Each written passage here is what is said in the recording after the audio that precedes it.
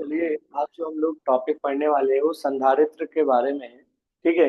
आप लोगों ने देखा होगा कि कई सारे ऐसे चालक होते हैं जिनमें क्या होता है कि जो हमारा विद्युत आवेश होता है उसको क्या करते हैं, स्टोर यानी संग्रह करने की क्षमता होती है।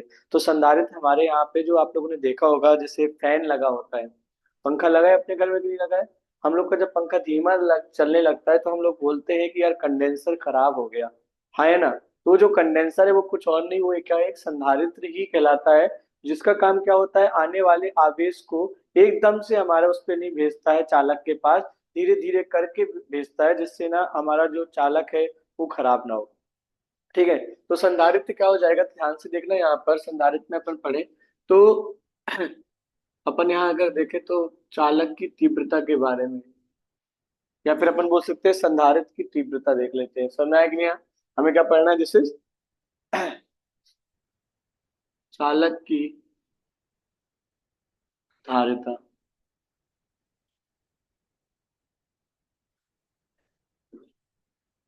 ठीक है। जो इसके अंदर आप समझना, जो आवेश इसके अंदर आपका क्या होता है, संग्रहित होता है ना, संग्रहित करने की जो क्षमता होती है उसको हम लोग धारिता बोलते हैं। समझ में आया कि नहीं आया? तो मान लेते हैं, ध्यान से देखना, कोई एक चालक है, देखना जैसे ये करिए, कोई चालक है, इस पे जो आवेश है वो आपका कितना है, क्यू है। आवेश कितना है, क्यू है। और विद्युत वैभव मान लेते हैं कितना है, वी है। ठीक है ना। तो देखो, चालक की धारिता में क्या बताया जाता है, किसी भी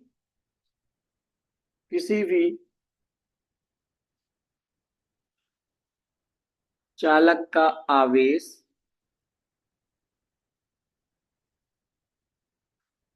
विद्युत विभव के विद्युत विभव के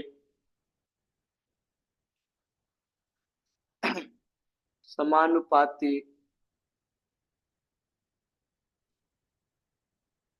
होता है। ठीक है ना। यानी आप बोल सकते हो, जो यहाँ पे आवेश Q है ना, वो डायरेक्टली जो होता है समानुपाती किसके होता है, V के होता है। यानी Q a directly proportional to V। आया समझ में कि नहीं आया? आपको पता है, जब भी आप यहाँ पर ये साइन हटाते हो, समानुपाती का साइन अनुक्रमानुपाती का हटाते हो, तो आपको एक नियतांक मिलता है कि नहीं मिलता है? तो यहाँ जो C है, C एक नियतांक है। C एक जो है आपका क्या है, नियतांक है। जिसे हम क्या कहते हैं, जिसे हम क्या बोलते हैं, चालक की धारिता कहते हैं। जिसे हम चालक की धारिता कहते हैं। देखो जल्दी, हम जिससे हम चालक की क्या कहते हैं, धारिता कहते हैं। लिख लिया आप लोगों ने इसको? लिखो जल्दी से।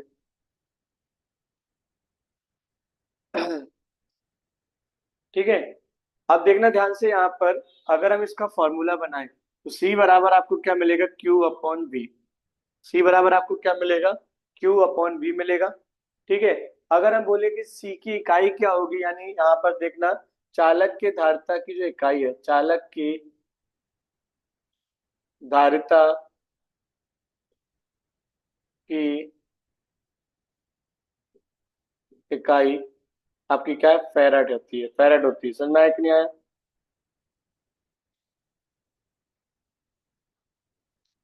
ध्यान से सुनना, आपसे पूछा गया चालक की धारिता की इकाई क्या होती है, फैराड होती है। ठीक है ना। तो ये आप लोगों को याद रखना है, चालक की धारिता एक सदिश राशि, अदिश राशि है। चालक की धारिता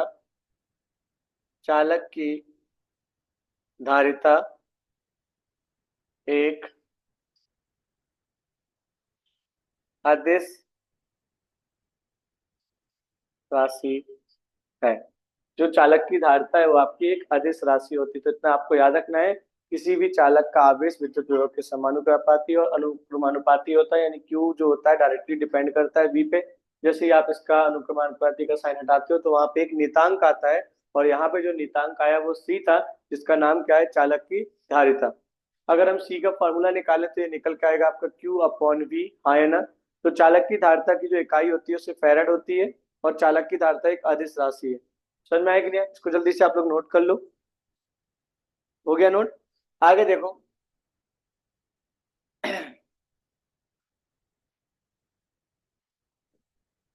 जो सबसे फेमस आपका यहाँ पे संधारित्र है ना, वो समांतर प्लेट संधारित्र है। सबसे फेमस वाला जो सबसे ज्यादा यूजफुल होता है वो हमारा क्या है, समांतर प्लेट संधारित्र। तो हेडिंग डालो समांतर, ये पेपर में आता ही आता है, समांतर प्लेट संधारित्र। देखो आपको क्या करना है, दो प्लेट लेना है, ध्यान से देखना, एक प्लेट आपने ये ले ली और एक प्लेट आपने ये ले ली, ठीक है।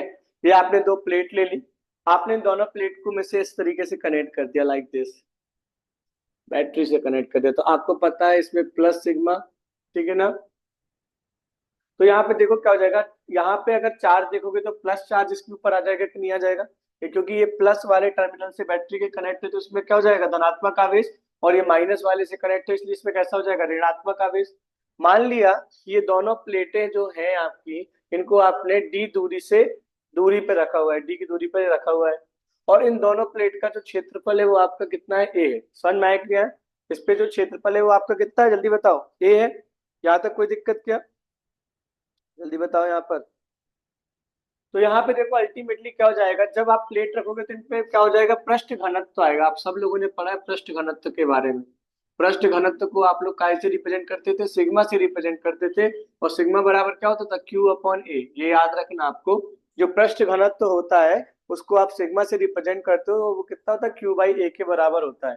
तो मान लेते हैं इसमें देखो धनात्मक आ जाएगा पृष्ठ घनत्व, तो इसमें क्या हो जाएगा, ऋणात्मक। क्यों, क्योंकि ये बैटरी के नेगेटिव टर्मिनल से कनेक्ट है और ये बैटरी के पॉजिटिव टर्मिनल से कनेक्ट है। तो देखो हम इसको लिखते हैं, माना कि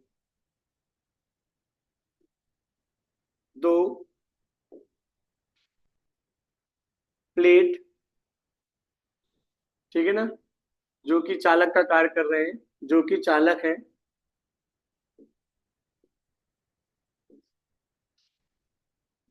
डी दूरी पर, डी दूरी पर समांतर स्थिति में रखे हुए हैं, डी दूरी पर समांतर स्थिति में रखी हुई हैं।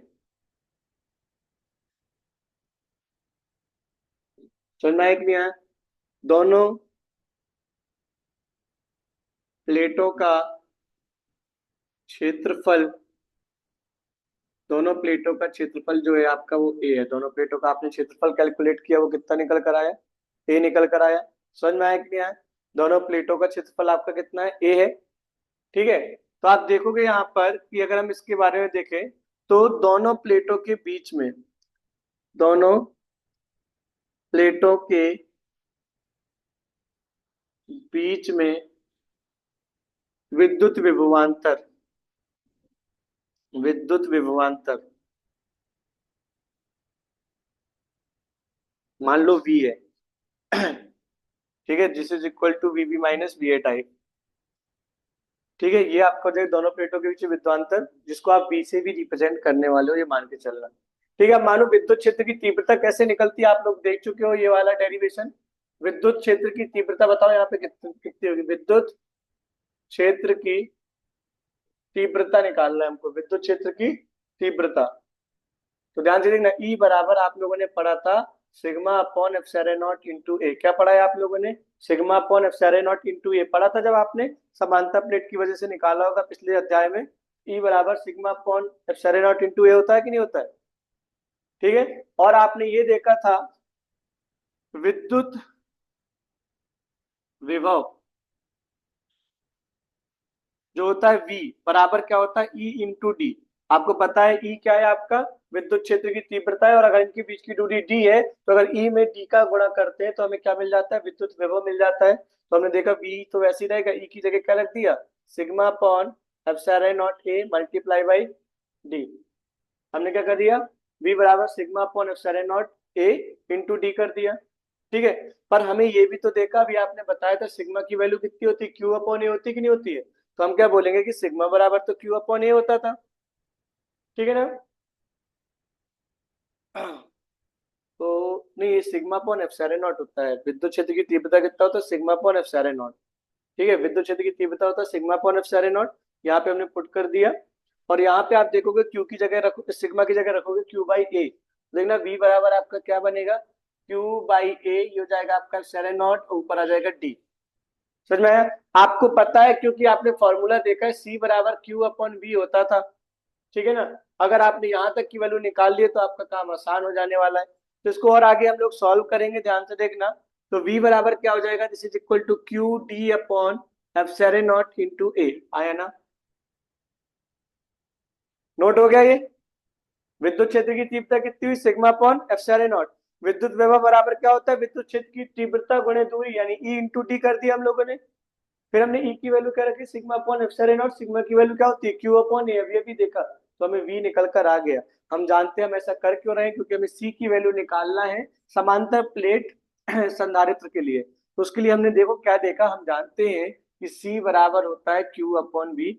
सो ना अब आप अब वी की वैल्यू रखने पर, या वी का मान रखने पर, वी का मान रखने पर व्हाट यू गेट हियर, आपको यहाँ पे क्या मिलेगा, सी बराबर देखो ध्यान से, क्यू तो वैसे ही रहेगा, यहाँ देखो क्या हो जाएगा, क्यू डी, और एक हो जाएगा एप्सिलॉन नॉट ए, हो जाएगा कि नहीं हो जाएगा, ये हो जाएगा क्यू, और एक हो जाएगा Q D upon epsilon not a.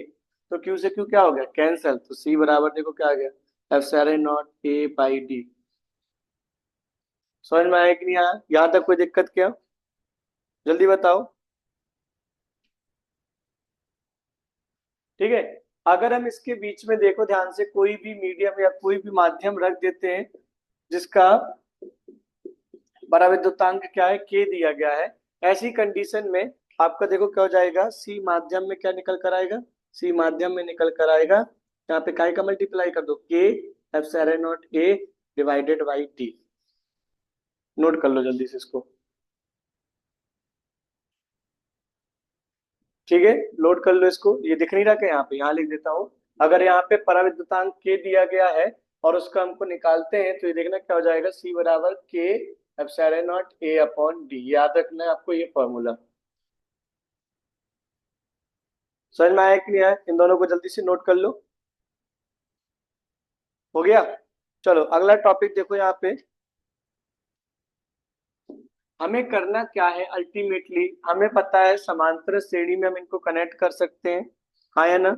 तो हमें पता है कि अलग अलग श्रेणी होती है तो अब हम देखेंगे कि जब हम बहुत सारे संधारित्र को कनेक्ट करते हैं तो उसमें श्रेणी संयोजन जो होता है, समझ में आया कि नहीं आया?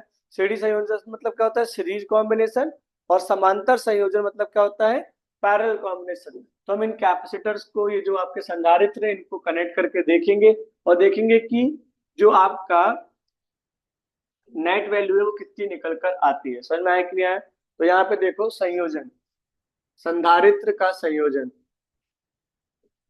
संधारित्र का संयोजन, संधारित्र का संयोजन। तो देखो होना क्या वाला है आपका संधारित्र के संयोजन में, सबसे पहला है आपका श्रेणी संयोजन।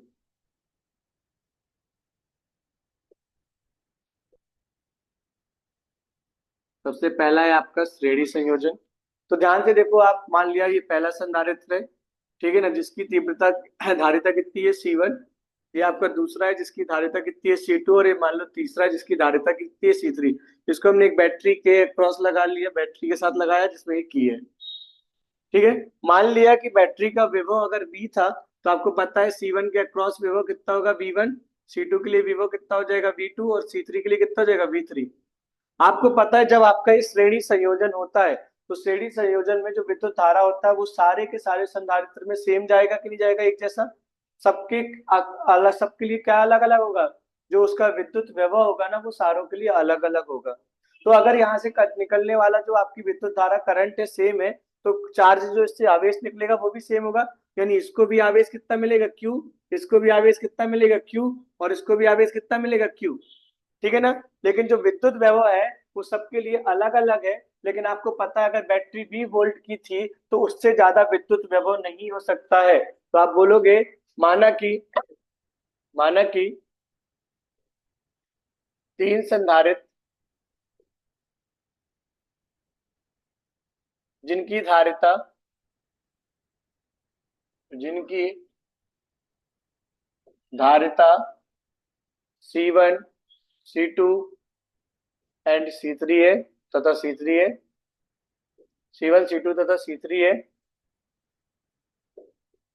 एवं वे श्रेणी संयोजन में श्रेणी संयोजित है। समझ में आया? वो आपकी क्या है, श्रेणी संयोजित है। तो आप देखोगे जो टोटल आपका यहाँ पे विद्युत विभव V है वो किसके बराबर हो जाएगा, V1 plus V2 plus V3। मान लेते हैं कि अगर इन तीनों को जोड़ के एक संधारित्र बनाया जाता तो उसकी धारिता कितनी हो जाएगी, तो माना कि कुल धारिता C है, माना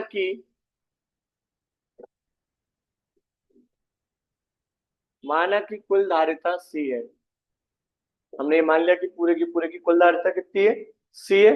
तो ध्यान से देखो यहाँ पे होगा क्या, तो अगर हमें पता अभी आप पढ़ के आए हो C बराबर आप पढ़ कर आए हो Q अपॉन V, तो देखो क्या हो जाएगा, Q आपका बैटरी से निकलने वाला पूरा का पूरा आवेश, V क्या हो जाएगा इस बैटरी का पोटेंशियल, और ये जो C है ये क्या है आपका कुल धारिता, हाँ है ना। तो यहाँ से V की वैल्यू निकालो तो क्या हो जाएगी Q बाई C। तो ठीक इसी प्रकार से, तो देखना ठीक इसी प्रकार से, ठीक इसी प्रकार से आप देखो ध्यान से, अगर C1 की बात कर, यहाँ पे क्या करें V1 की बात करें, तो V1 बराबर क्या हो जाएगा, Q तो सेम रहेगा, लेकिन V1 को कन्वर्ट करने वाला कौन था, C1 तक नहीं था। तो V1 बराबर Q अपॉन C1, V2 बराबर क्या हो जाएगा Q अपॉन C2, और V3 बराबर क्या हो जाएगा Q अपॉन C3। देखो V, V1, V2 और V3 सारों की वैल्यू मिल गई। अगर हम इस समीकरण को एक माने और इस समीकरण एक में इन सबके मान को रख दे तो हमें क्या होगा, आंसर मिलेगा। तो देखो समीकरण एक में, समीकरण एक पर मान रखने पर, समीकरण एक पर मान रखने पर व्हाट यू गेट यार, देखो जल्दी से, दिस इज इक्वल टू हो जाएगा आपका Q बाई सी बराबर, this is Q by C1 plus Q by C2 plus Q by C3। तो ये देखो क्या हो जाएगा, 1/C बराबर 1/C1 plus 1/C2 plus 1/C3। क्यों, Q तो सारों से कैंसिल हो जाएगा। तो आपने देखा जब आप क्या करते हो, संधारित्र को किसमें लगाते हो, श्रेणी संयोजन में लगाते हो, तो श्रेणी संयोजन में जो कुल आपका धारिता निकल कर आती है वो कैसे आती है, 1/C बराबर 1/C1 plus 1/C2 plus 1/C3। जल्दी से इसको नोट करो, हो गया। चलो फिर अगला देखो यहाँ पे, अगर हम इनको समांतर संयोजन में लगाते तो क्या होता है, अगर हम इनको समांतर संयोजन में कनेक्ट करें लगाए तो क्या होगा, ये भी हमारे लिए एक इंपॉर्टेंट पॉइंट है। अगर हम इनको समांतर संयोजन में लगाते तो क्या होगा,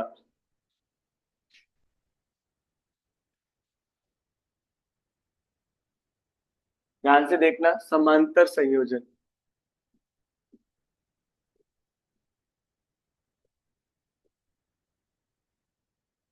मान लो ध्यान से देखो ये तीन आपके संधारित्र थे, पहला जो C1 है, ठीक है, दूसरा जो C2 है, तीसरा जो C3 है। इनको हमने कैसे कनेक्ट कर दिया, इनको हम लोगों ने समांतर श्रेणी में कनेक्ट कर दिया, ये समांतर श्रेणी में हमारे क्या हो गए, कनेक्ट हो गए। आपको पता है अगर बैटरी का वैभव V था तो एक समांतर श्रेणी में इसका वैभव भी V ही होगा, इसका भी वैभव क्या होगा V होगा, और इसका भी वैभव क्या होगा V। लेकिन अगर इससे आवेश Q1 Q निकला है तो आपको पता है इसमें जाने वाला आवेश क्या हो जाएगा Q1, इस पे जाने वाला आवेश क्या हो जाएगा Q2, और इस पे जाने वाला आवेश Q3। वापस से इधर पे मिलके क्या बना लेंगे आपका Q, क्योंकि बैटरी से जितना आवेश निकलता है उतना वापस भी आता है। यानी समांतर श्रेणी में क्या अलग अलग होता है, तीनों में आवेश अलग होता है लेकिन विद्युत विभव क्या होता है समान। तो देखो क्या हो जाएगा, माना कि,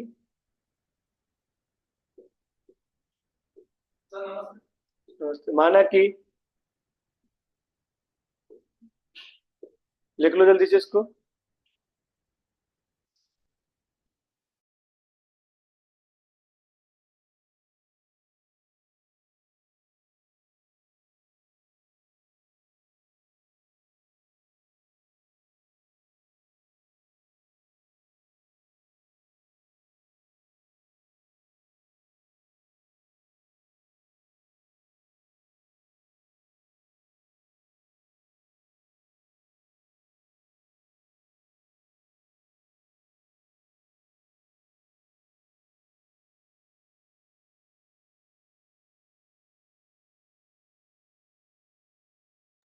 क्योंकि यहाँ देखो, सॉरी आवाज बंद है, तो यहाँ पे मैंने माना कि तीन संधारित्र C1 C2 और C3 आपके समांतर संयोजित है, ठीक है ना। आपने देखोगे यहाँ पे कि अगर कुल आवेश बैटरी से Q निकल रहा था तो किसके बराबर हो जाएगा, Q1 plus Q2 plus Q3 के सम के बराबर हो जाएगा कि नहीं हो जाएगा। तो हमने यहाँ पे जब इसको सॉल्व किया तो हमने ये देखा कि ये निकल कर आ गया। अब हम फिर से वापस उसी तरह से आते हैं कि अगर इन तीनों को एक मान ले तो C संधारित्र हो जाएगा। माना कि कुल संधारित्रता,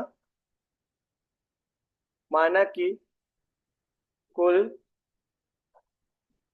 संधारित्रता C है, तो देखना यहाँ से C बराबर क्या होता था, Q अपॉन V, ये बैटरी का हो जाता था। तो यहाँ से हमें Q चाहिए ना, तो Q बराबर क्या हो जाएगा, C इंटू V। ठीक इसी प्रकार से जब आप तीनों के लिए निकालोगे, ठीक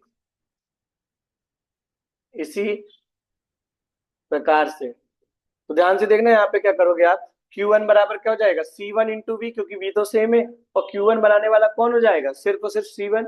अगर आप यहाँ पे Q2 लिखोगे तो Q2 बराबर क्या हो जाएगा, C2 इंटू V, और Q3 बराबर देखोगे तो क्या हो जाएगा, C3 इंटू V। इन सबकी वैल्यू को उठा के समीकरण नंबर 1 पे वापस रखेंगे। तो ध्यान से देखना, यहाँ पे ध्यान से देखना, समीकरण 1 पे मान रखने पर, समीकरण 1 पर मान रखने पर आपने क्या नोटिस किया, ध्यान से देखो, क्यू की जगह आपने क्या रखा, C इंटू वी, इसकी जगह C1 इंटू वी, यहाँ क्या हो जाएगा C2 इंटू वी, और यहाँ क्या हो जाएगा C3 इंटू वी। आपको पता है पूरे से V कॉमन आ रहा है, तो C बराबर क्या हो जाएगा, C1 plus C2 plus C3। ये आपका हो गया दूसरा। समझ में आया कि नहीं आया। तो आप लोग याद रखना, इस तरीके से आपको ये संधारित्र के बारे में जो तीन चीजें थी बहुत इंपॉर्टेंट थी। सबसे पहले संधारित्र की डेफिनेशन याद रख लेना, फिर समांतर प्लेट संधारित्र याद रख लेना, फिर उसके बाद संधारित्र के संयोजन, पहला कौन सा था, श्रेणी संयोजन, दूसरा क्या था, समांतर संयोजन। इससे काफी सारे टॉपिक आपके कवर हो चुके हैं। समझ में आए कि नहीं आए। तो फिर मिलते हैं हम लोग नेक्स्ट वीडियो में न्यू चैप्टर के साथ।